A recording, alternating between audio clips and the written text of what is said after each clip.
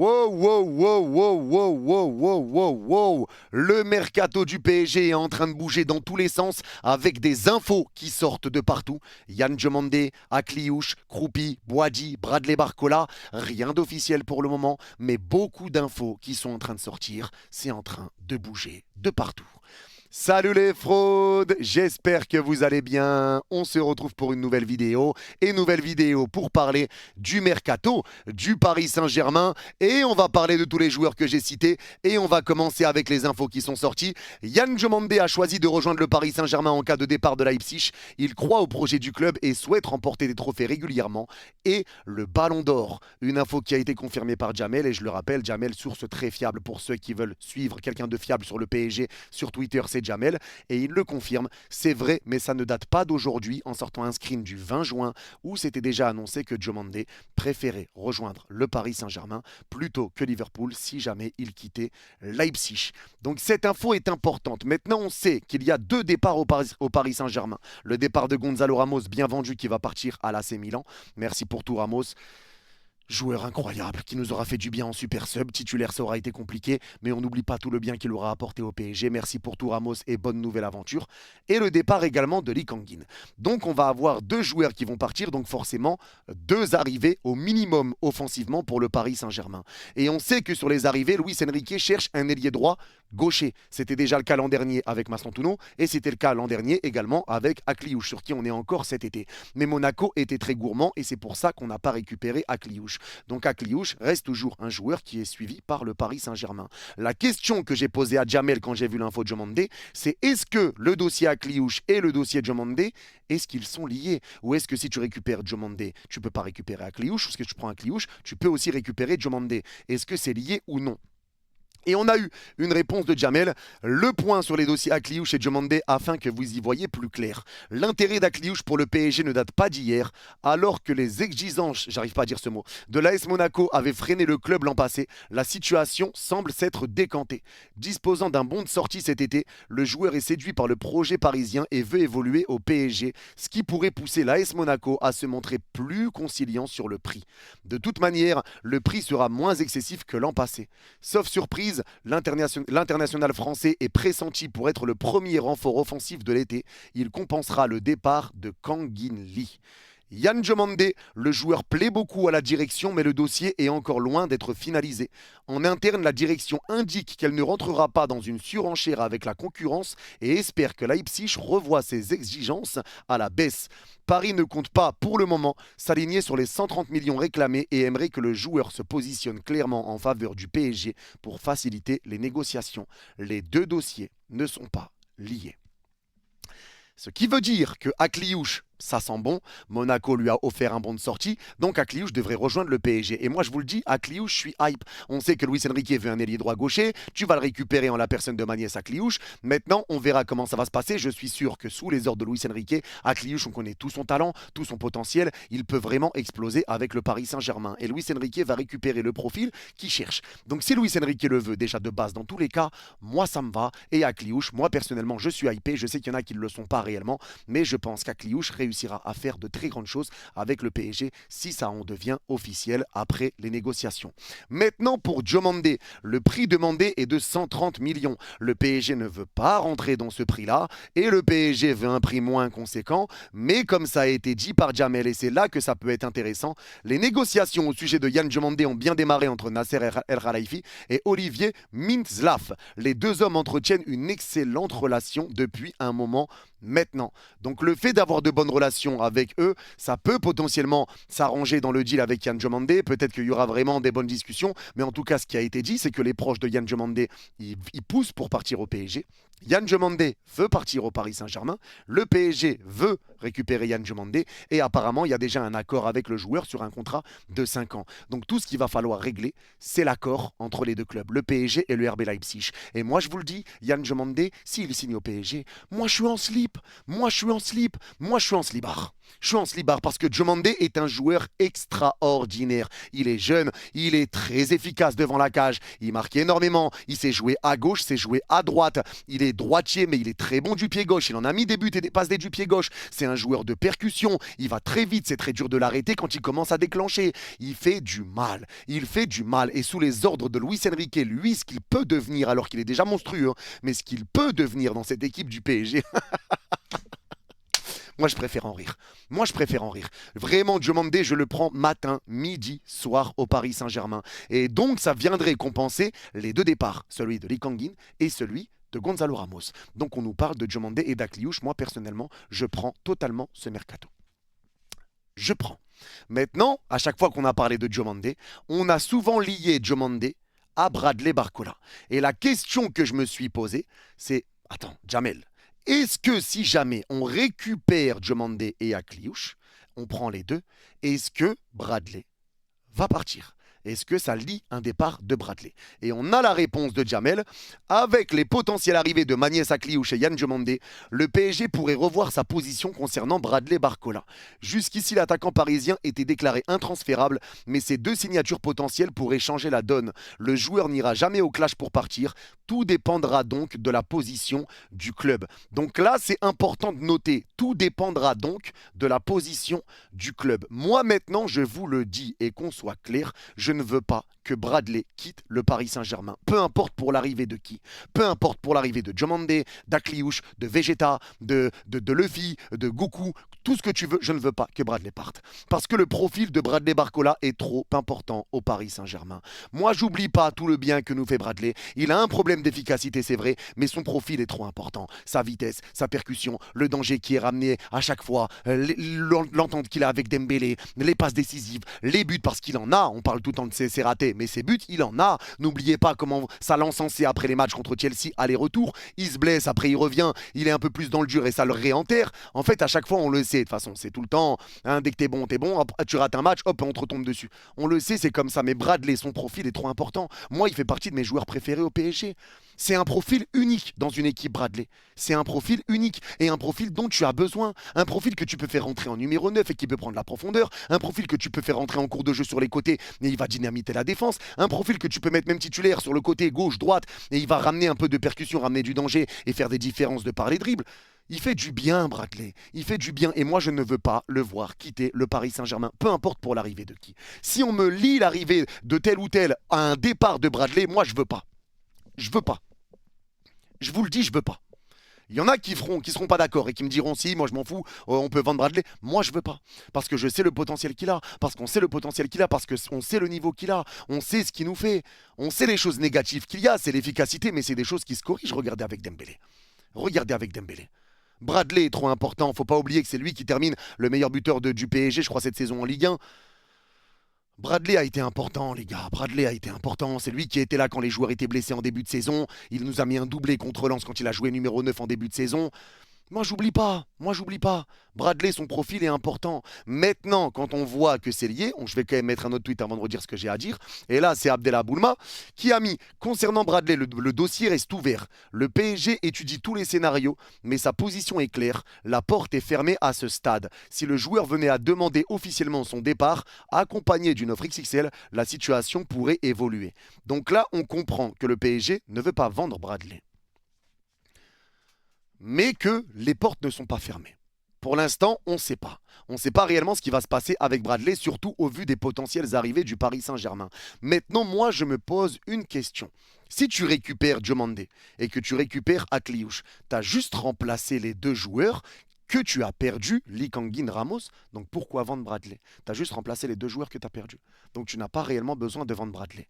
Et tu peux te retrouver dans un système où tu as perdu Ramos, tu n'as plus de réel neuf. Tu peux te retrouver avec Gvara à gauche, par exemple, backup Diomandé.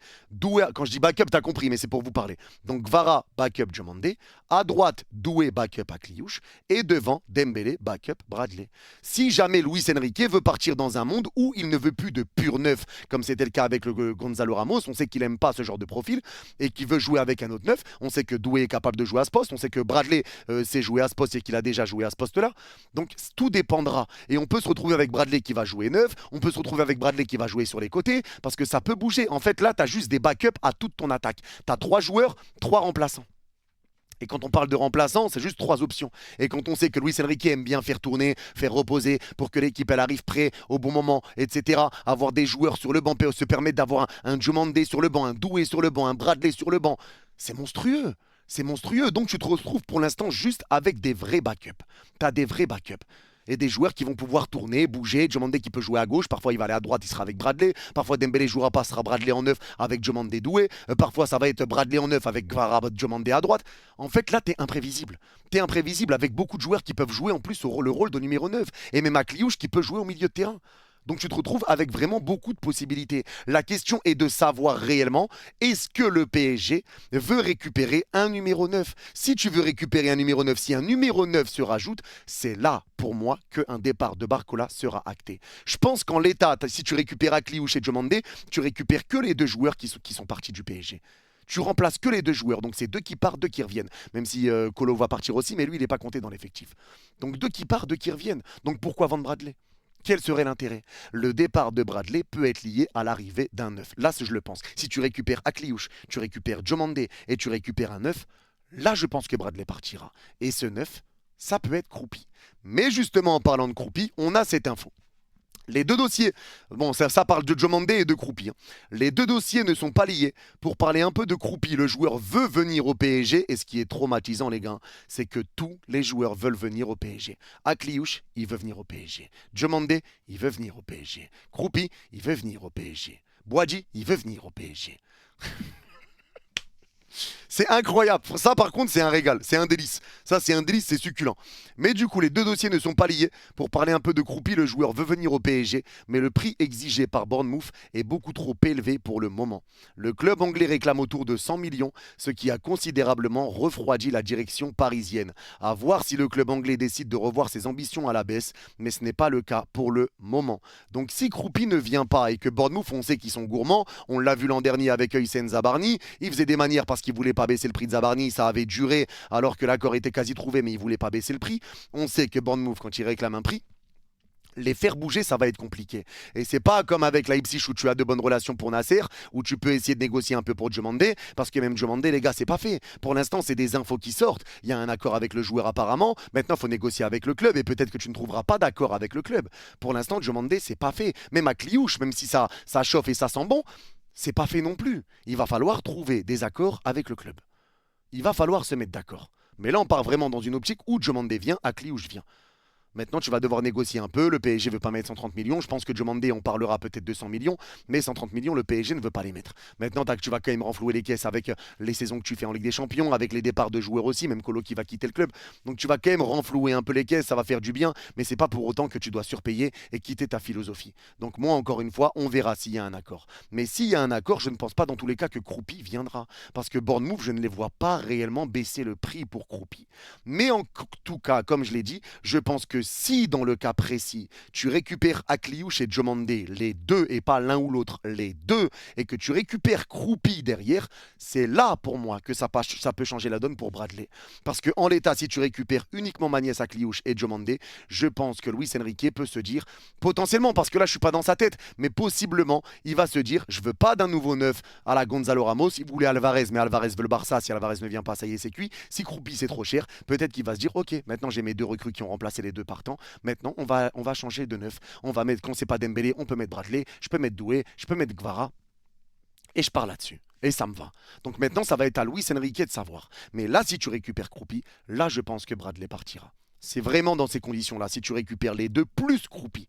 Vraiment. Et si tu récupères l'un des deux et que Croupi vient, pour moi, ça ne lie pas Bradley. Pour moi, l'arrivée de Bradley est liée aux deux plus Croupi. Et dites-moi ce que vous en pensez. Maintenant, on verra. Peut-être que Bradley aussi, c'est lui qui demandera le départ. Parce que le PSG ne veut pas vendre. Bradley, on verra comment ça va se passer s'il y a les deux arrivées. Qu'est-ce qu'il va penser? Est-ce que lui va accepter un peu le nouveau rôle qu'il peut avoir? Est-ce qu'il va accepter un peu les choses que ça va changer les deux arrivées au PSG? Parce que les gars, après, forcément, si un joueur veut partir, là, la porte sera ouverte. Si Bradley veut partir, ça peut s'entendre aussi. Il faut le comprendre. Et même si moi, je n'ai pas envie de perdre Bradley et je préfère garder Bradley que récupérer n'importe quel joueur offensivement, maintenant ça va être sa décision à lui. Ça va être sa décision à lui, ça va être Bradley. Le PSG maintenant, ce qu'il faut comprendre, c'est que le PSG avec Akliouche et Diomandé, le PSG n'est pas fermé, mais c'est incertain.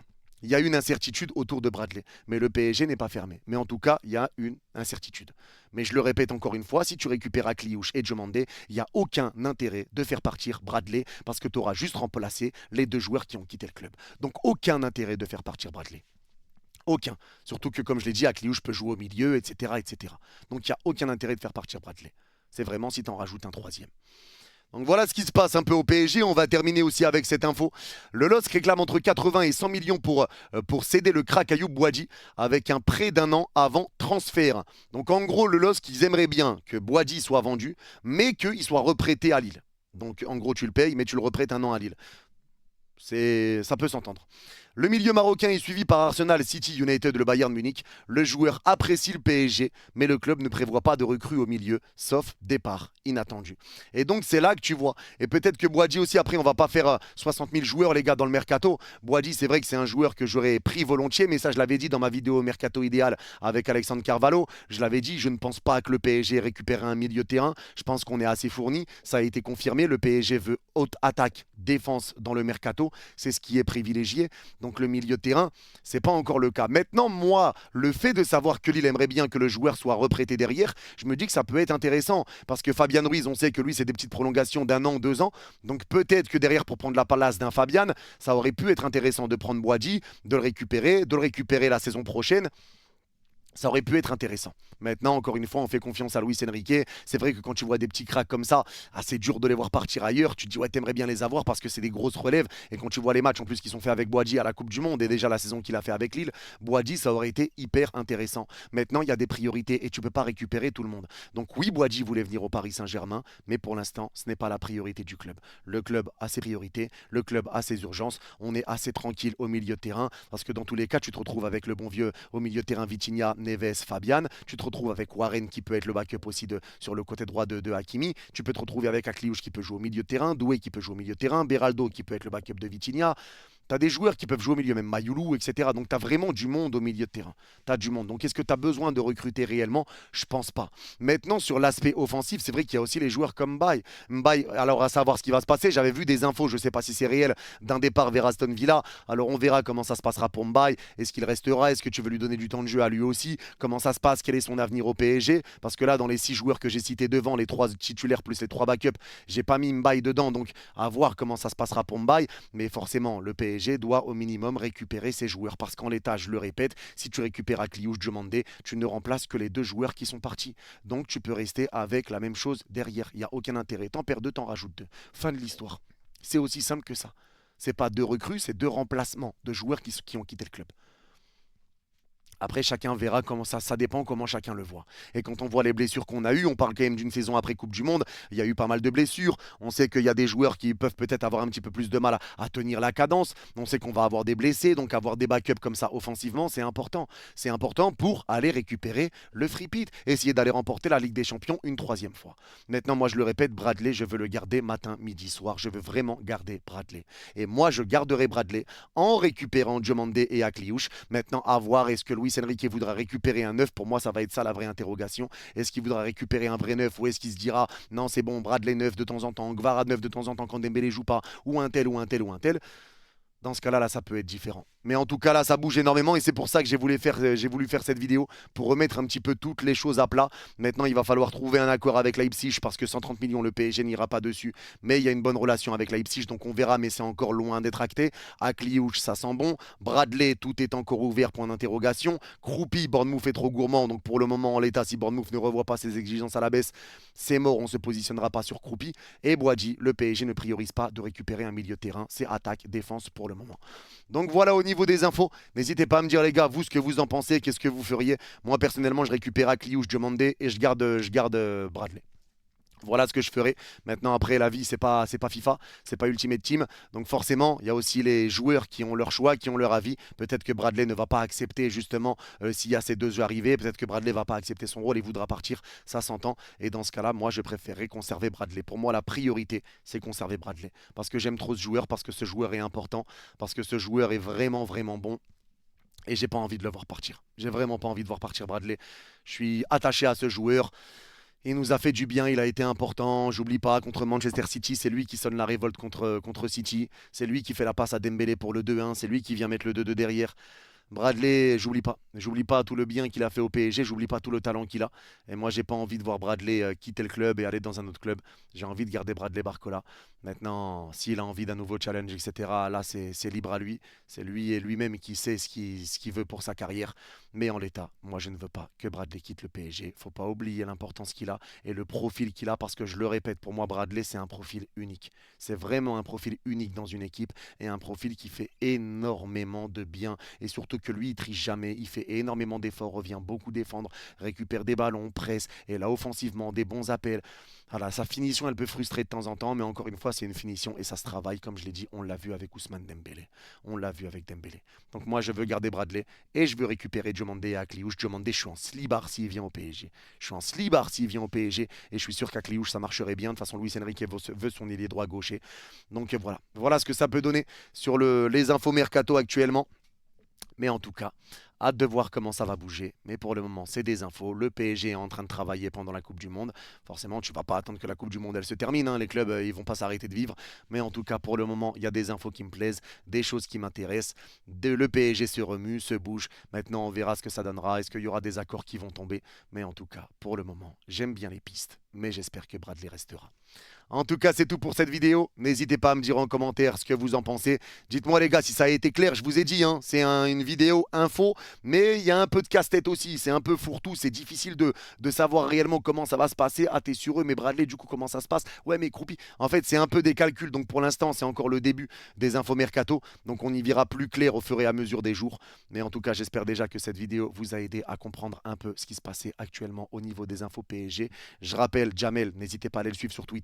Les infos fiables, c'est Jamel, à chaque fois c'est lui. Donc n'hésitez pas, la famille, Jamel très très très très fiable. Et merci encore à Koro avec qui j'ai pu échanger un petit peu. Et on a parlé un peu avant que je lance la vidéo parce que vraiment c'était un petit foutoir, on cherchait un peu les trucs et trucs.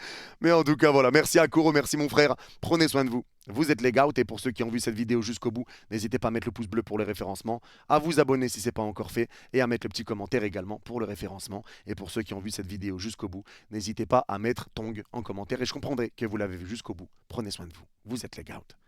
Et allez Paris, ça m'a fait du bien de parler du PSG, il me manque bordel. Bye bye.